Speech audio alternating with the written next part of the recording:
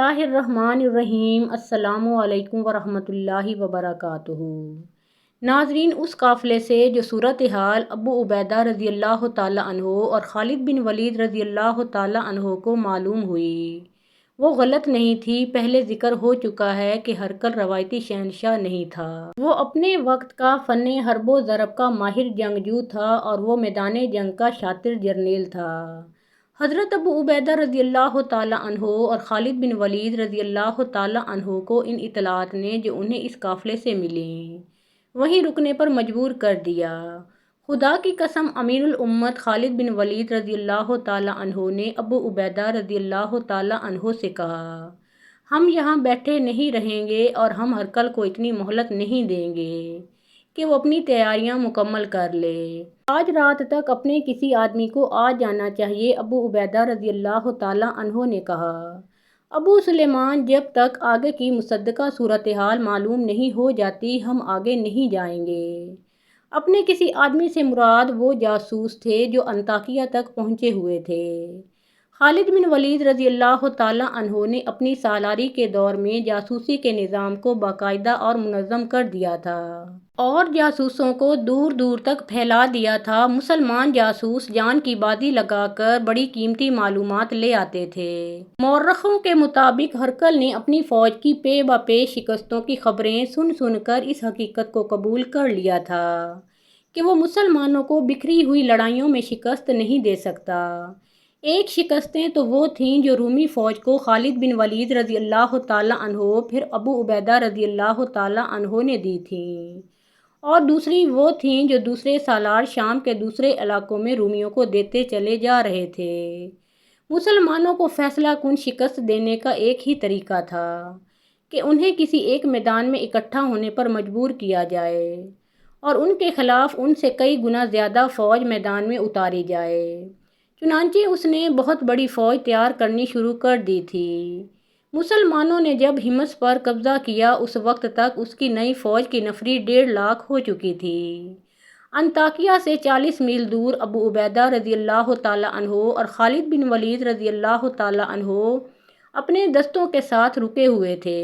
اس سے 2 روز بعد جب انہوں نے رومیوں کا قافلہ پکڑا تھا، مسلمان مغرب کی نماز کی تیاری کر رہے تھے کہ ایک گھڑ سوار پڑاؤ کی طرف آتا دکھائی دیا۔ اتنی دور سے پتہ نہیں چلتا تھا کہ وہ رومیوں کا کوئی فوجی سوار ہے یا کوئی مسافر ہے۔ پڑاؤ سے کچھ دور اس نے گھوڑا موڑا اور پڑاؤ کے ارد گرد گھوڑا دوڑانے لگا، جیسے پہچاننے کی کوشش کر رہا ہو۔ اس کا لباس مسلمانوں جیسا نہیں تھا۔ پکڑ لا اسے، کسی کماندار نے اپنے سواروں کو حکم دیا۔ سوار ابھی گھوڑوں پر زینے ڈال رہے تھے کہ اس اجنبی سوار نے گھوڑا پڑاؤ کی طرف موڑ دیا۔ اللہ اکبر! اب اس نے نعرہ لگایا اور قریب آ کر اس نے بڑی بلند آواز میں کہا، میں اپنے پرچم کو پہچاننے کی کوشش کر رہا تھا۔ ابن اہدی کسی نے کہا اور چند ایک مجاہدین اس کی طرف دوڑے۔ ایک نے کہا، خدا کی قسم ہم اب بھی تجھے رومی فوجی سمجھ رہے ہیں۔ کیا یہ لباس اس رومی کا ہے جسے تو نے قتل کیا ہوگا؟ ایک نے پوچھا۔ ابن اہدی کسی کو بتا نہیں سکتا تھا کہ وہ جاسوس ہے اور انطاکیہ سے آیا ہے۔ وہ ابو عبیدہ رضی اللہ تعالیٰ عنہ کے خیمے میں چلا گیا۔ وہ ان 3-4 جاسوسوں میں سے تھا جو 1.5-2 مہینوں سے انطاکیہ گئے ہوئے تھے۔ تجھ پر اللہ کی سلامتی ہو، ابن اہدی ابو عبیدہ رضی اللہ تعالیٰ عنہ نے اسے گلے لگا کر کہا، ہم انطاکیہ کی خبر کے انتظار میں بیٹھے ہیں۔ ابن اہدی نے خالد بن ولید رضی اللہ تعالیٰ عنہ کے ساتھ مصافحہ کیا۔ خالد بن ولید رضی اللہ تعالیٰ عنہ نے بھی اسے گلے لگا لیا۔ کیا خبر لائے ہو؟ خالد بن ولید رضی اللہ تعالیٰ عنہ نے پوچھا۔ سیاہ کالی گھٹا ہے جو انطاکیہ کے افق سے اٹھ رہی ہے، ابن اہدی نے عربوں کے مخصوص شاعرانہ انداز میں کہا۔ اس گھٹا سے جو مینا برسے گا وہ زمین پر سیلاب بن کر چٹانوں کو بھی بہا لے جائے گا۔ امین الامت اور ابن ولید، اللہ نے تمہیں اشارہ دیا ہے کہ آگے نہ جانا۔ ہمیں یہ اشارہ دشمن کے ایک قافلے نے دیا ہے۔ ابو عبیدہ رضی اللہ تعالیٰ عنہ نے کہا، یہ رومیوں کا فوجی قافلہ ہے جسے ہم نے پکڑ لیا ہے۔ اسے اللہ کا بھیجا ہوا قافلہ سمجھیں امین الامت۔ ابن اہدی نے کہا، اب پوری بات مجھ سے سن لیں۔ انطاکیہ کے اندر اور باہر سپاہیوں اور گھوڑوں کے سوا کچھ اور نظر نہیں آتا۔ انطاکیہ کے گرد و نواح میں دور دور تک خیموں کا جنگل ہے جو بڑھتا ہی جا رہا ہے۔ ہرقل نے جو منصوبہ بنایا ہے وہ بہت ہی خطرناک ہے۔ کیا تیری خبر مصدقہ ہو سکتی ہے؟ خالد بن ولید رضی اللہ تعالیٰ عنہ نے پوچھا۔ میں ہرقل کی فوج کے ایک ٹولے کا کماندار ہوں، ابو سلیمان ابن اہدی نے مسکراتے ہوئے کہا۔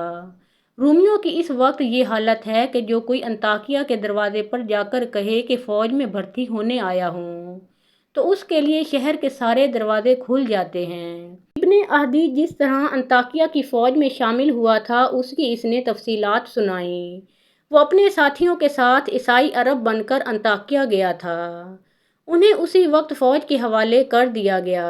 اس روز گھڑ دوڑ کے میدان میں شہ سواری، تیغ زنی اور دوڑتے گھوڑے سے تیر نشانے پر چلانے کے مقابلے ہو رہے تھے۔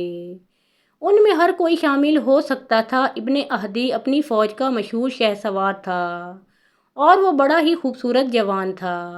وہ مقابلے میں اس طرح شریک ہوا کہ میدان میں جا کر گھوڑا چکر میں دوڑایا اور تلوار نکال کر تیغ زن سواروں کو مقابلے کے لیے للکارا۔ ایک سوار اس کے مقابلے میں اترا، وہ رومی تھا۔ اگر تجھے اپنے بازوؤں اور اپنے گھوڑے پر پورا بھروسہ ہے تو میرے مقابلے میں آ اجنبی سوار۔ ابن اہدی نے اسے کہا، میری تلوار تیرے خون کی پیاسی تو نہیں، لیکن اس کے سامنے تیری تلوار آئے گی تو تیری تلوار کے مقابلے میں میری برچھی آئے گی۔ اے بدقسمت اجنبی، دوسرے سوار نے کہا، اگر تجھے زندگی عزیز نہیں تو آ جا۔ ابن اہدی نے گھوڑا اس کے ارد گرد دوڑایا اور اسے للکارا۔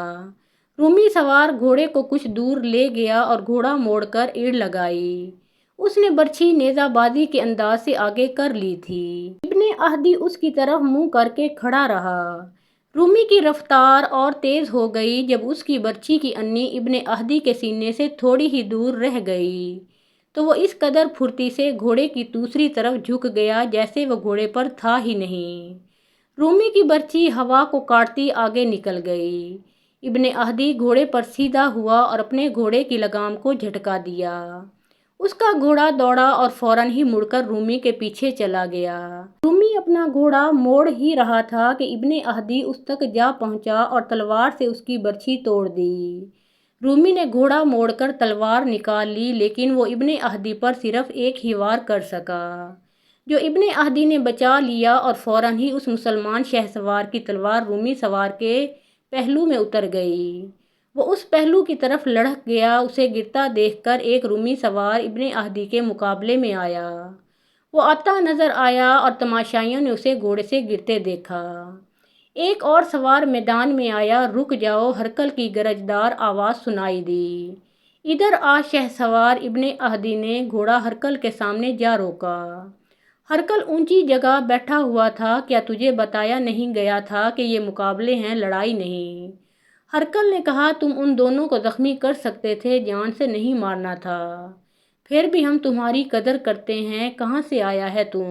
مت پوچھ شہنشاہ، کہاں سے آیا ہوں؟ ابن اہدی نے کہا، یہ میرے دشمن نہیں تھے، لیکن میرے ہاتھ میں جب تلوار ہوتی ہے اور جب کوئی مجھے مقابلے کے لیے للکارتا ہے تو مجھے یقین ہو جاتا ہے کہ یہ شخص مسلمان ہے۔ میں جب اسے قتل کر چکتا ہوں تو مجھے یہ دیکھ کر بہت افسوس ہوتا ہے کہ یہ مسلمان نہیں تھا۔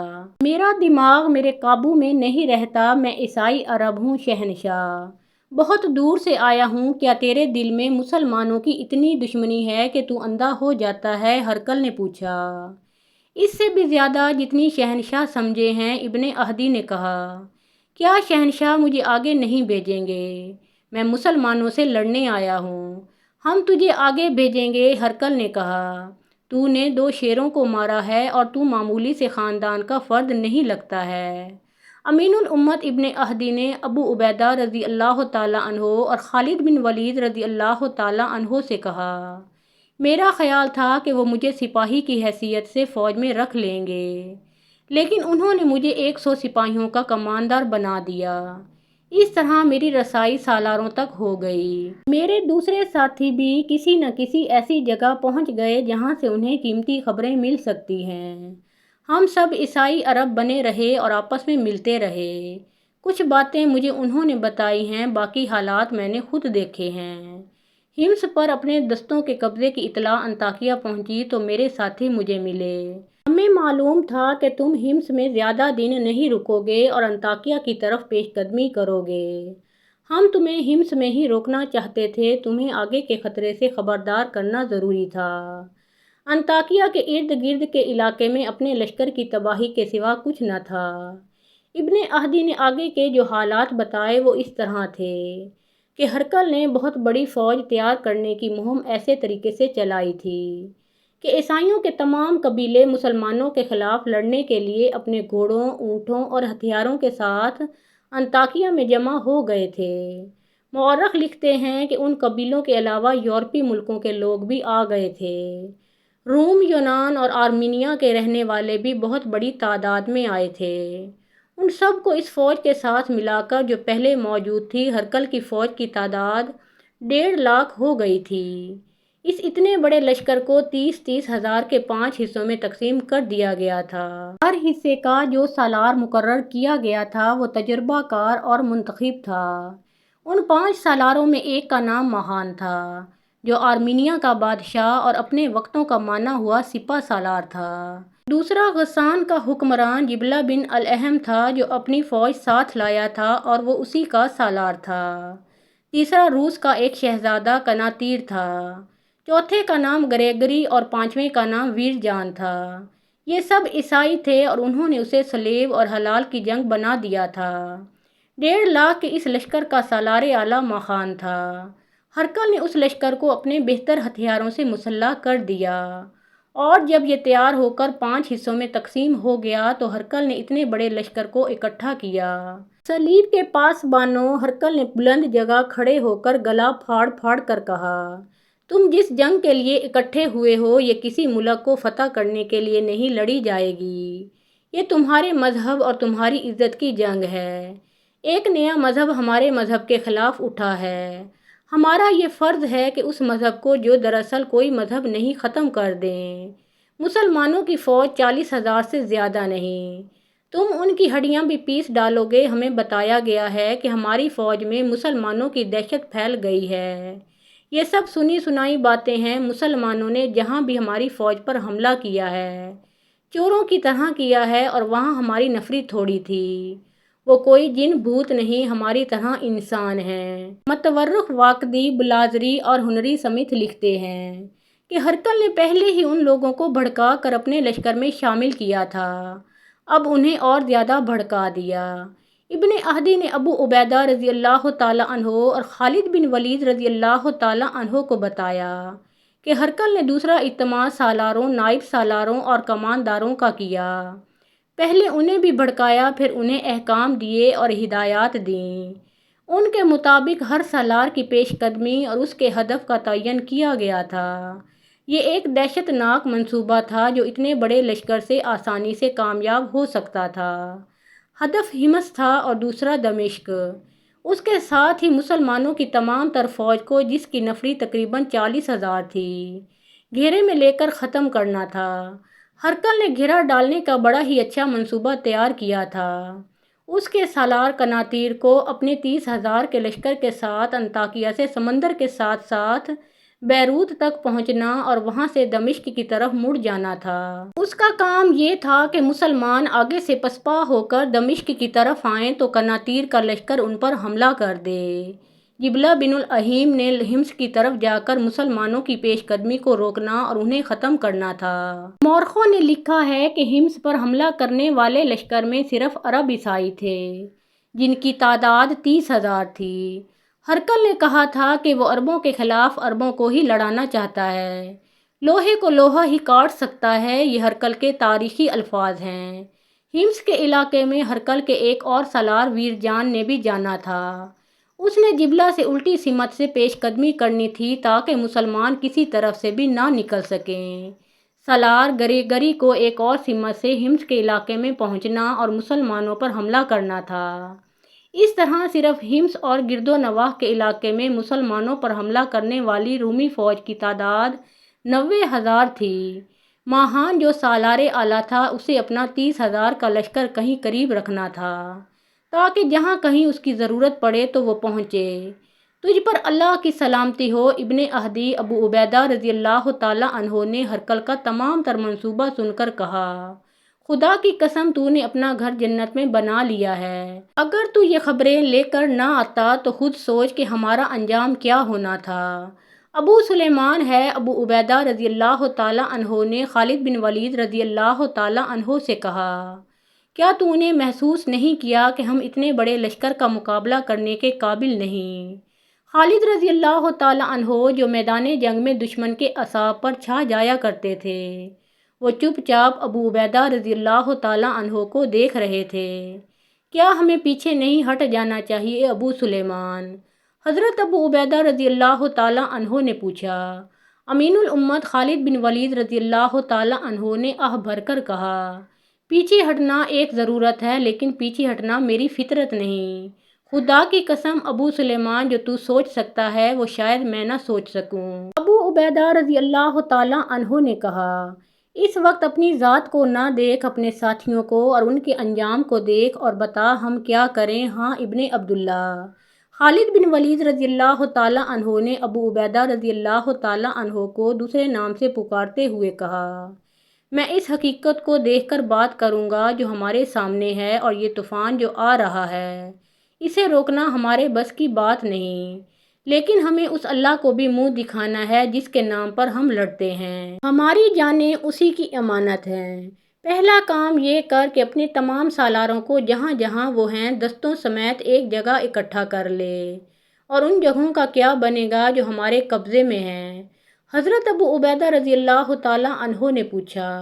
امین الامت خالد بن ولید رضی اللہ تعالیٰ عنہ نے کہا، تو یقیناً دشمنوں کے ارادے کو سمجھتا ہے۔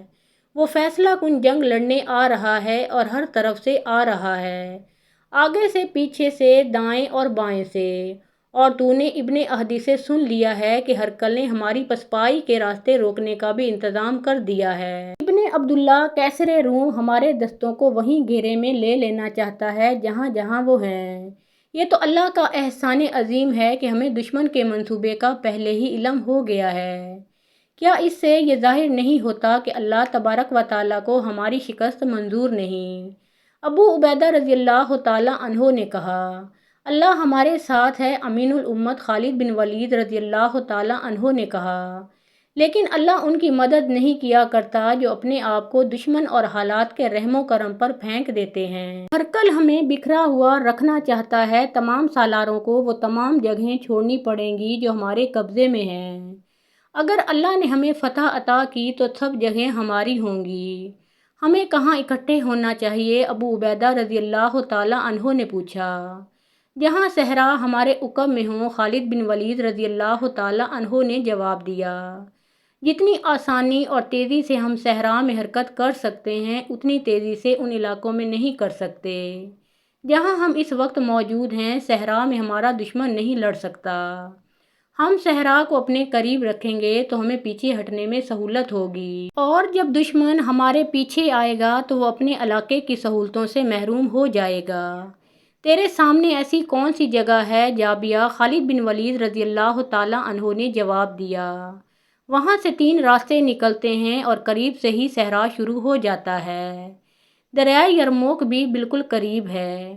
ناظرین، مسلمانوں کے بکھرے ہوئے دستوں کے سالار اعلیٰ ابو عبیدہ رضی اللہ تعالیٰ عنہ تھے، لیکن وہ خالد بن ولید رضی اللہ تعالیٰ عنہ کو اپنی نسبت زیادہ قابل، تجربہ کار اور جارحہ سالار سمجھتے تھے۔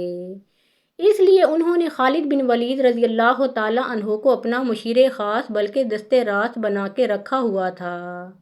اب ہرقل نے صورتحال ایسی پیدا کر دی تھی جس میں انہیں خالد بن ولید رضی اللہ تعالیٰ عنہ کے مشوروں کی شدید ضرورت تھی۔ خالد بن ولید رضی اللہ تعالیٰ عنہ تو اس سے بھی زیادہ خطرناک اور خوفناک صورتحال میں نہیں گھبراتے تھے۔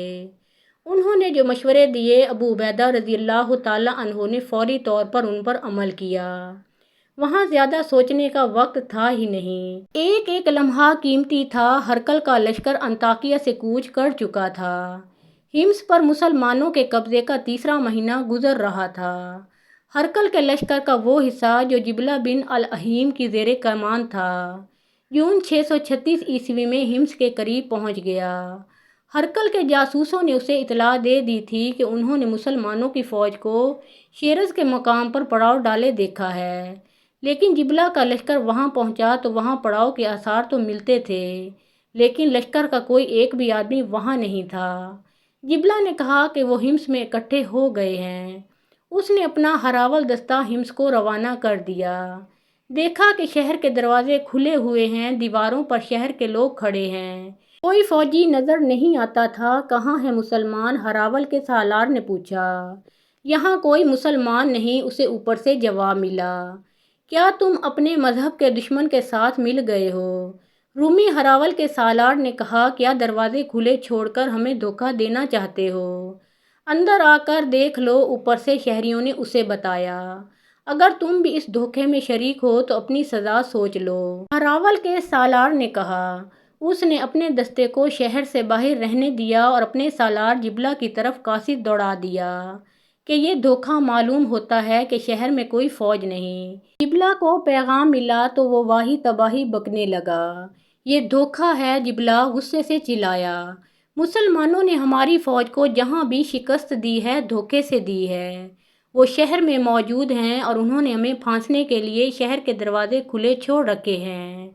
جبلہ نے اپنے 30,000 کے لشکر کو پیش قدمی کا حکم اس ہدایت کے لیے دیا کہ ہمس کے دروازوں میں سیلاب کی طرح داخل ہوں اور شہر میں بکھرے نہیں، مسلمان لوگوں کے گھروں میں چھپے ہوئے ہوں گے۔ اسے خطرہ یہ نظر آ رہا تھا کہ اس کا لشکر شہر میں بکھر گیا تو مسلمان اس کے سپاہیوں کو چن چن کر ماریں گے۔ وہ سیلاب ہی کی مانند شہر میں داخل ہوئے اور مسلمانوں کو للکارنے لگے کہ وہ باہر آئیں، لیکن کوئی مسلمان باہر نہ آیا۔ جبلہ نے خطرہ مول لے کر گھر گھر کی تلاشی کا حکم دیا۔ سپاہی لوگوں کے گھروں پر ٹوٹ پڑے، تلاشی کے بہانے انہوں نے گھروں میں لوٹ مار کی، شہری چیختے چلاتے باہر آ گئے۔ محترم ناظرین، اس کے بعد کے حالات و واقعات ہم اپنی اگلی ویڈیو میں پیش کریں گے۔ آپ سب سے گزارش ہے کہ پیارے آقا محمد مصطفیٰ صلی اللہ علیہ وآلہ وسلم کا پیارا نام ایک بار کامنٹ سیکشن میں ضرور لکھیے۔